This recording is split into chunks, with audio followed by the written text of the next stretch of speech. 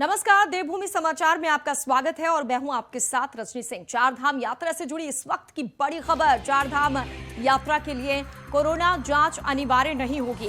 पर्यटन विभाग के पोर्टल पर पंजीकरण कराना होगा। मुख्य सचिव ने संबंधित अधिकारियों के साथ बैठक की है। बॉर्डर पर जांच और वैक्सीनेशन प्रमाण दिखाना जरूरी नहीं है। मुख्य सचिव एसएस संधू ने इस बात की जानकारी दी है। 3 तारीख से चारधाम यात्रा शुरू होने वाली है। ऐसे में कोरोना के बढ़ते केसेस को देखकर ये कहा जा रहा था कि जांच आपको दिखानी होगी, लेकिन अब ये साफ हो चुका है कि कोई जांच दिखाने की जरूरत नहीं है। हाँ, पंजीकरण आपको जरूर कराना होगा। बॉर्डर पर जांच और वैक्सीनेशन प्रमाण पत्र दिखाना जरूरी नहीं है। अगर आपके पास है तो अच्छी बात है, आप दिखा सकते हैं, लेकिन अनिवार्य नहीं है कि आपको दिखाना ही है, उसके बाद आपको प्रवेश मिलेगा। तो ये राहत भरी खबर भी है जो उन श्रद्धालुओं के लिए जिन्होंने पंजीकरण करवाया है और वो इंतजार कर रहे थे कि चारधाम यात्रा 2.5 सालों बाद जब शुरू होगी तो वो केदारनाथ बद्रीनाथ के दर्शन करेंगे। उनके लिए ये एक अच्छी खबर है कि अनिवार्य नहीं है उनको जांच दिखाना। अगर जांच है दिखाइए, नहीं है तो अनिवार्य नहीं है, आप जा सकते हैं और दर्शन कर सकते हैं। मुख्य सचिव एसएस संधू ने इस बात की जानकारी दी है। कोरोना के केसेस लगातार बढ़ रहे हैं, उसको देखते हुए ये लग रहा था कि जब चारधाम यात्रा होगी तो जांच दिखाना अनिवार्य होगा बॉर्डर पर, लेकिन ऐसा कुछ भी नहीं है, ये अनिवार्य नहीं है।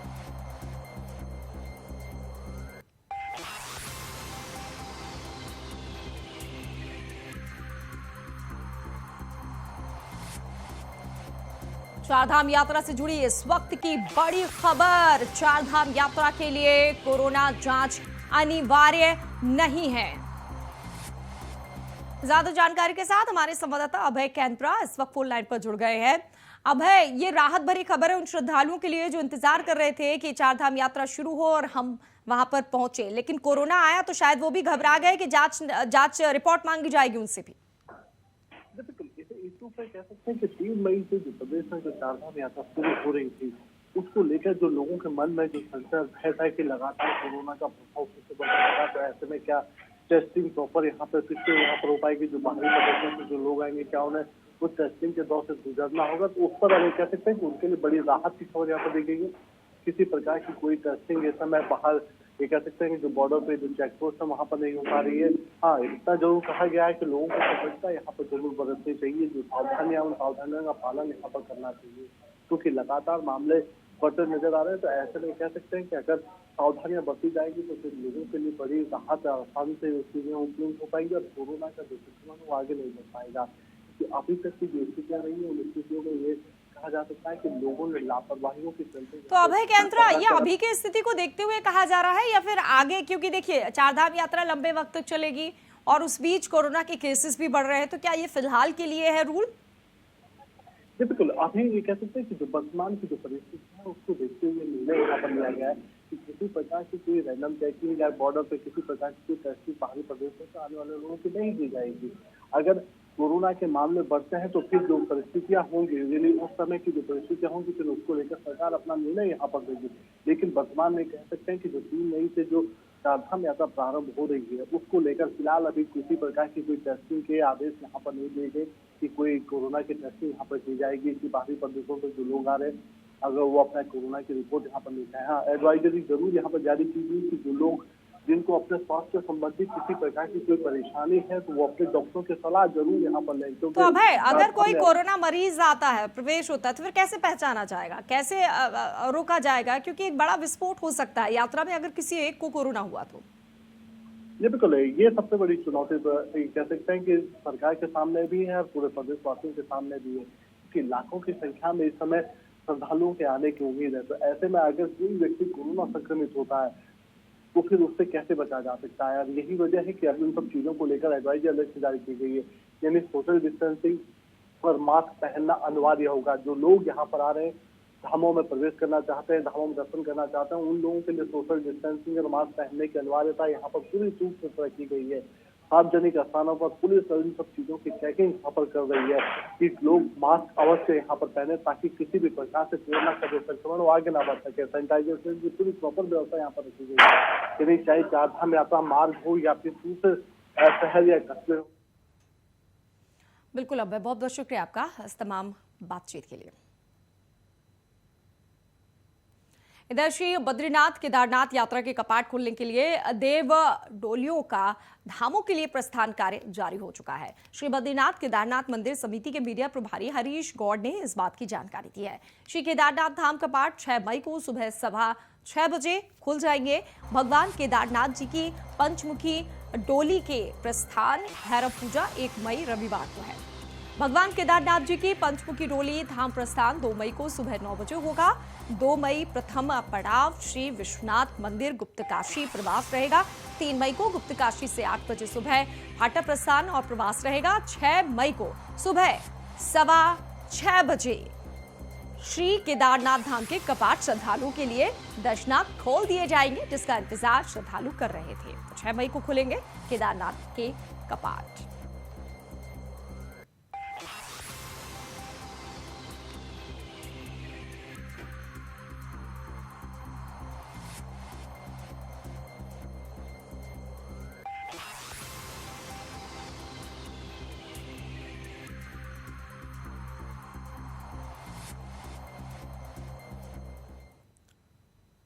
केदारनाथ के बाद बद्रीनाथ के कपाट खुलेंगे 8 मई को। जी हां, 8 मई को श्री बद्रीनाथ के कपाट खुलेंगे रविवार, यानी कि 8 मई को सुबह 6:25 पर कपाट खुलेंगे।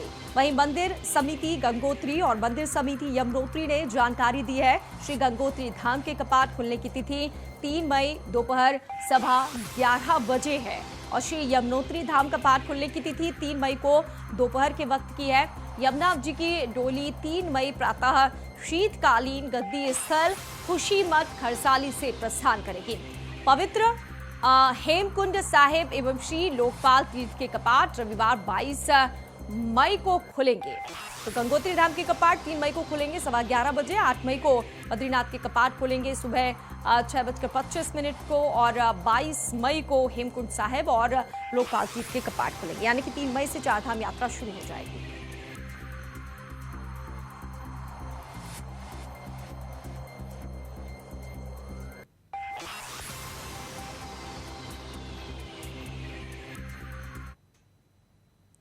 आगामी 3 मई से चारधाम यात्रा शुरू होने जा रही है। इसको लेकर प्रदेश सरकार पूरी तरह से मुस्तैद है और सरकार चारधाम को लेकर अपनी तैयारियां पूरी कर चुकी है। वहीं धर्मनगरी हरिद्वार से चारधाम यात्रा के लिए गुजरात से आए श्रद्धालुओं का पहला जत्था माया देवी के प्रांगण से रवाना हुआ। यात्रियों को चारधाम रवाना करने के लिए प्रदेश सरकार के प्रतिनिधि के रूप में पूर्व कैबिनेट मंत्री स्वामी यतीश्वरानंद मौजूद रहे। चारधाम यात्रा को लेकर जहां व्यापारी खासे उत्साहित नजर आए, तो वहीं यहां पहुंच रहे श्रद्धालुओं में भी खासा उत्साह देखने को मिल रहा है। गुजरात से आए यात्रियों का पहला जत्था आज हरिद्वार के माया देवी मंदिर प्रांगण से रवाना हुआ। चारधाम को जाने वाले पहले जत्थे में गुजरात से आए जोशी परिवार के लगभग 40 लोग शामिल हैं, जो चारधाम यात्रा में प्रदेश सरकार की व्यवस्थाओं से काफी संतुष्ट नजर आ रहे हैं। हरिद्वार में 2 दिन से आए, यहाँ की व्यवस्थाएं काफ़ी बेहतर है और चार धाम के लिए भी आगे भी ये व्यवस्थाएं जो से गवर्नमेंट की ओर से सभी सही है, कोई दिक्कत नहीं। यहाँ टूरिज्म यात्रियों के लिए पूरी व्यवस्था है, कोई यात्री कोई घबराए नहीं। सब है ये कोविड के बारे में जो दुष्प्रचार हो रहा है गुजरात आदि देश में, ऐसा कुछ भी नहीं है। यहाँ कोविड छुट्टी मांगते नहीं है, कोविड की कोई परेशानी नहीं। इसलिए सभी यात्रियों से मेरा निवेदन है कि आप बेझिझक चारधाम यात्रा और हरिद्वार उत्तराखंड यात्रा में आइए। बात तो आज बहुत शुभ दिन है। आज हमारी चारधाम यात्रा शुरू हुई है। 2 साल के बाद विधिवत रूप से आज इसका शुभारंभ हुआ। पिछला साल थोड़ा याद करें तो सितंबर अक्टूबर में हम पहली गाड़ी भेज पाए थे, लेकिन इस साल हमने अपने अप्रैल महीने में चारधाम यात्रा शुरू कर दी है। सरकार का हम धन्यवाद देना चाहते हैं कि फिलहाल जो भी भ्रम की स्थिति थी उन्होंने उस पर स्पष्टीकरण देते हुए ये बिल्कुल क्लियर कर दिया कि बिल्कुल कोई RT-PCR की ज़रूरत नहीं है, नेगेटिव रिपोर्ट्स लाने की कोई ज़रूरत नहीं है। यात्री बेफिक्र होकर चारधाम यात्रा पर जा सकते हैं। उसके लिए हम सरकार का माननीय मुख्यमंत्री जी का बहुत बहुत धन्यवाद करते हैं। जो हमारा माया देवी प्रांगण एक बहुत प्रसिद्ध धार्मिक स्थान है, वहाँ से चारधाम यात्रा का शुभारंभ किया गया है और सबसे पहला दल जो हमारा चारधाम यात्रा में जा रहा है हरिद्वार से, वो गुजरात के हमारे श्रद्धालु हैं और सरकार ने सारी व्यवस्थाएं पूरी कर ली गई हैं। माननीय मुख्यमंत्री जी और हमारे पर्यटन मंत्री जी लगातार किसी भी यात्री को किसी भी प्रकार की कोई दिक्कत ना हो, उसकी सारी व्यवस्थाएं बड़ी चकाचौंध हों। इसके लिए हर रोज़ मॉनिटरिंग करते हैं और अधिकारियों से माननीय मुख्यमंत्री जी उसके बारे में जानकारी लेते हैं। और फिलहाल यहाँ पर रुक रहे हैं, छोटे से ब्रेक के लिए लौटेंगे। ब्रेक के बाद आपका एक बार फिर से स्वागत है। देहरादून से इस वक्त की बड़ी खबर, यूपी के सीएम योगी आदित्यनाथ का उत्तराखंड दौरा। 3 मई को उत्तराखंड आएंगे सीएम योगी आदित्यनाथ। 3 दिन के दौरे पर उत्तराखंड आएंगे सीएम योगी। यमकेश्वर के महायोगी गुरु गोरखनाथ महाविद्यालय में कार्यक्रम है। महाविद्यालय में स्थापित मूर्ति का अनावरण करेंगे। 5 मई को हरिद्वार में प्रवास पर रहेंगे सीएम योगी। भागीरथी पर्यटक आवास गृह का लोकार्पण भी करेंगे।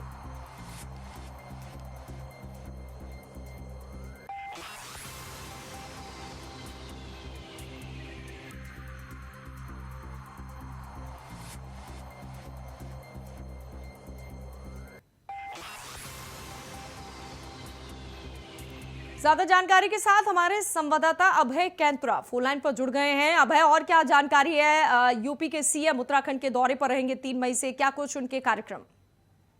बिल्कुल, यूपी के सीएम योगी आदित्यनाथ 3 दिन से दौरे पर उतरा है। 3 मई से 5 मई तक उनका कार्यक्रम यहाँ पर लिया गया है। 3 मई को वो हरिद्वार में हमें पहुंचेंगे। उसके बाद कह सकते हैं कि उनका एक कार्यक्रम हरिद्वार में रहेगा जो संतों से मिलने का जो कार्यक्रम है। 4 मई को यमकेश्वर जो विभाग वहाँ पर बाबा गोरखनाथ विश्वविद्यालय जो है उनकी मूर्ति का नाम का कार्यक्रम वहाँ पर है। 5 मई को हरिद्वार में जो उत्तर प्रदेश शहर निगम का जो होटल अलग बनता है उसके स्पॉट का वो लोकार्पण वहाँ पर करेंगे। सबसे बड़ी बात ये कह सकते हैं 3 दिवसीय दौरे में वो मुख्यमंत्री योगी आदित्यनाथ के ज्यादा कार्यक्रम लेकिन इस दौरान जो वहाँ पर रहेंगे तो उससे कह सकते हैं कि दोनों राज्यों के बीच से जो पारस्परिक जो संबंध है और संबंध यहाँ पर प्रकट होते हुए नजर आएंगे। लोगों की जो सुविधाएं लेकिन कि दोनों राज्यों के बीच के जो मसले हैं वो हल होते हुए नजर आएंगे, क्योंकि जब खुद यहाँ पर उत्तर प्रदेश के इंटरेक्शन न रहेंगे तो ये संभव है कि उनके साथ एक प्रशासनिक टीम यहाँ पर पूरी यहाँ पर होगी जो उत्तराखंड से जुड़े हुए जो मसलों पर बातचीत होगी और दोनों ही राज्यों के मुख्यमंत्री आपस में बैठकर तो चीजें उपलब्ध होते नजर आएंगे। क्योंकि अभी भी ये कह सकते हैं कि दोनों राज्यों के बीच कई ऐसे मामले हैं जो लंबे समय तक सुलझ नहीं पाए हैं, तो उन सब चीजों को लेकर ये कह सकते हैं कि दोनों ही राज्यों के बीच बातचीत चल रही है। और जब भी योगी आदित्यनाथ में पहुंचेंगे तो उन सभी मामलों पर यहाँ पर बातचीत होगा और एक सॉल्यूशन निकलने का काम यहाँ पर किया जाएगा। अब आप बने रहिए हमारे साथ, मैं लौटती हूँ एक और खबर पर ताजा अपडेट्स आप लोग लेंगे। लगातार बड़ी खबरें आ रही है और देहरादून से इस वक्त की एक और बड़ी खबर, यूपीएससी के एमडी अनिल कुमार का फरमान सभी कार्य अध्यक्षों को जारी किया गया है। ये नया फरमान बिजली विभाग के सभी कार्यालयों को आदेश जारी कर दिया गया है। कार्यालयों में 11 बजे से पहले एसी नहीं चलाया जाएगा। 24 डिग्री टेम्परेचर पर ही एसी चलाने की परमिशन मिली है। फैन, लाइट, कूलर, एसी बंद करके निकलना होगा कर्मचारियों को, क्योंकि बिजली संकट है। घंटों की कटौती हो रही है, 3-4 घंटे, 5-5, 6-6 घंटे ग्रामीण क्षेत्रों में, शहरों में, उद्योगों को इसको नुकसान हो रहा है। तो एक बड़ा फरमान ये कि 11 बजे के पहले एसी नहीं चलेगा। एसी का टेम्परेचर भी तय कर दिया गया है। फैन, लाइट, कूलर, एसी बंद करके कर्मचारियों को जाना होगा। लापरवाही नहीं चलेगी कि दफ्तर से बाहर चले गए और फैन चल रहा है, लाइट चल रहा है, कूलर और एसी चल रहा है।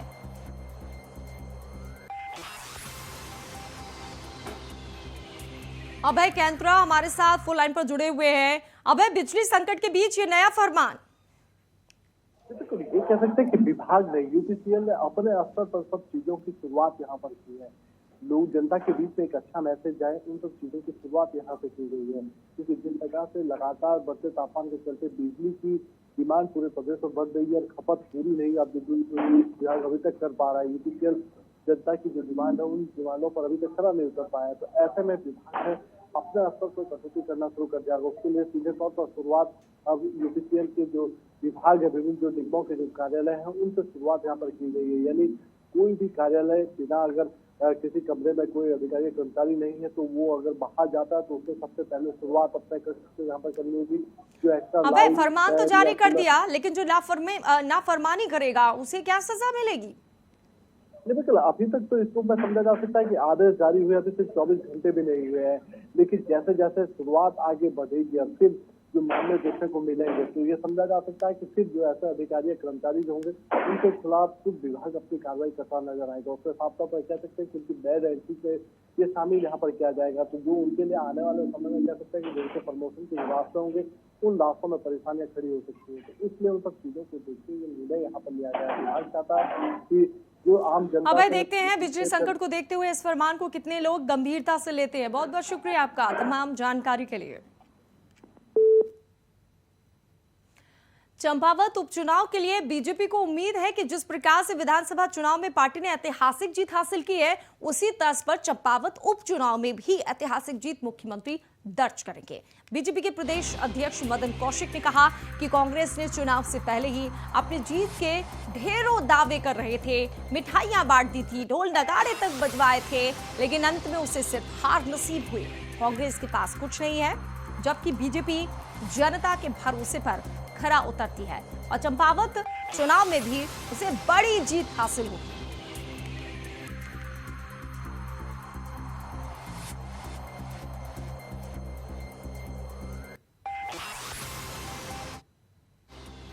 ये कर देगा, उन्होंने तो ढोल बजाए, मिठाई बांटी, और आपने भी अखबारों में लिखा बीजेपी गई, कांग्रेस आई।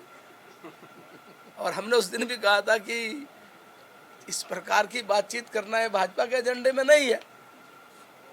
आज भी वही कह रहे हैं कि एक ऐतिहासिक जीत दर्ज करेंगे, हम लोग बड़ी जीत दर्ज करेंगे। तो चंपावत में मुख्यमंत्री के उपचुनाव को लेकर बीजेपी जहां पूरी तरीके से तैयारी कर चुकी है, वहीं दूसरी तरफ कांग्रेस ने भी इस चुनाव को लेकर अपनी कमर कस ली है। कांग्रेस के प्रदेश प्रवक्ता आरपी रतौड़ी ने कहा कि चंपावत की जनता भी खटीमा में मुख्यमंत्री के विधायक के कार्यकाल और मुख्यमंत्री के रहते हुए कार्यकाल को देख चुकी है। इसमें खटीमा की जनता ने उन्हें विधानसभा चुनाव में निकालने का काम किया था। ऐसे में अब कांग्रेस का काम चंपावत की जनता को भी वही सच बताने का रहेगा जो खटीमा में कांग्रेस ने बताने का काम किया था। कांग्रेस प्रवक्ता ने कहा कि मुख्यमंत्री रहते हुए भी धामी सरकार ने जनहित के लिए कोई ऐसा काम नहीं किया है जिससे बड़ी उपलब्धि के रूप में देखा जा सकता हो। कांग्रेस ने भुवन कापड़ी का चेहरा भी देखा, भाजपा ने मुंह की भी खाई, और वो वही चेहरा तब खटीमा में था। आज खटीमा से लगा हुआ चंपावत है।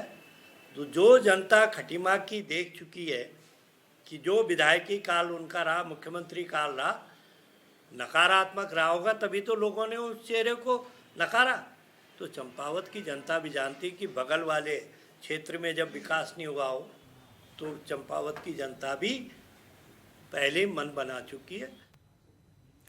चमोली में इंडिया वॉइस की खबर का असर हुआ है। जोशीमठ के सिंघधार के पास हो रही लीकेज सीवर टैंक का गंदे पानी को आखिरकार बंद कर दिया गया है। इंडिया वॉइस ने सीवर टैंक की खबर को प्रमुखता से दिखाया था। बता दें कि खबर दिखाए जाने के बाद प्रशासन और संबंधित विभाग तुरंत हरकत में आया और सड़क किनारे बह रहे गंदे सीवर के पानी को बंद कर पानी की समुचित व्यवस्था की गई है। इसके लिए स्थानीय लोगों ने इंडिया वॉइस को धन्यवाद कहा है।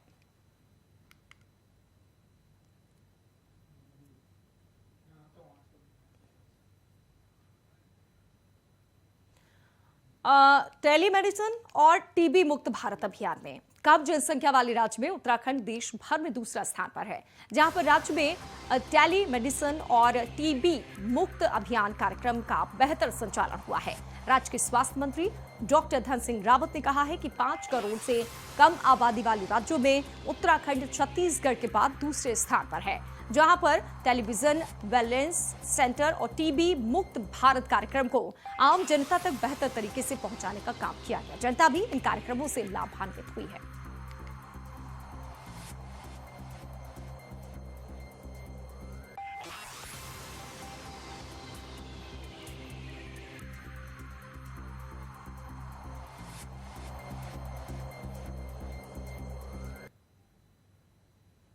तो देवभूमि समाचार के इस बुलेटिन में इतना ही, लेकिन आप बने रहिए हमारे साथ, खबरें आगे जारी रहेंगी।